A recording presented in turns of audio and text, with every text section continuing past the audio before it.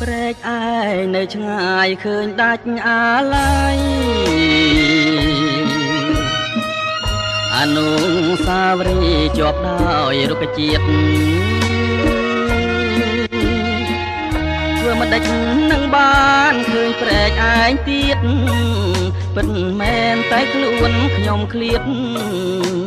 តែចិននៅគួចទៅធម្មជាតិយោញឹមដែលធ្លាប់រាំងទាំងឥឡូវប្រែផ្ទាំងទៅជាសត្រូវអនុសាវរីយ៍ជាប់នៅដោយផ្លូវ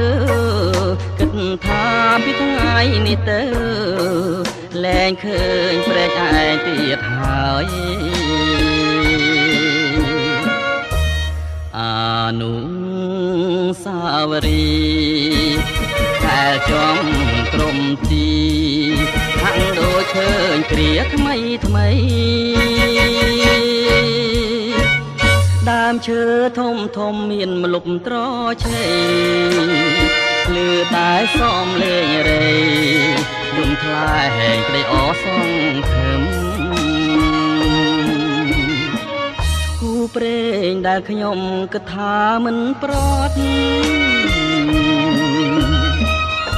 ឥឡូវរលត់ទាំងរូបប្រព្រឹម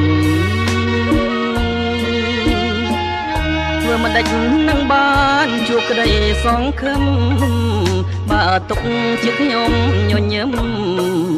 ក៏មិនស្រស់ដូចគ្នាដើម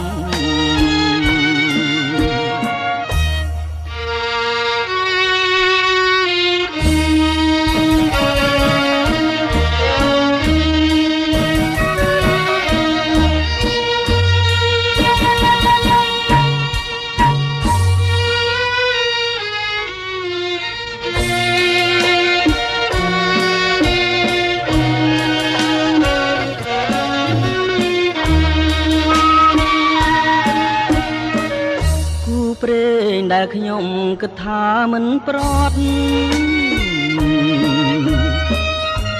ឥឡូវរលត់ទាំងរូបប្រព្រឹមធ្វើមិនដេចនឹងបានជួបក្តីសង្ឃឹមបើទុកជាខ្ញុំញញឹមក៏មិនស្រស់ដូចគ្រាដើម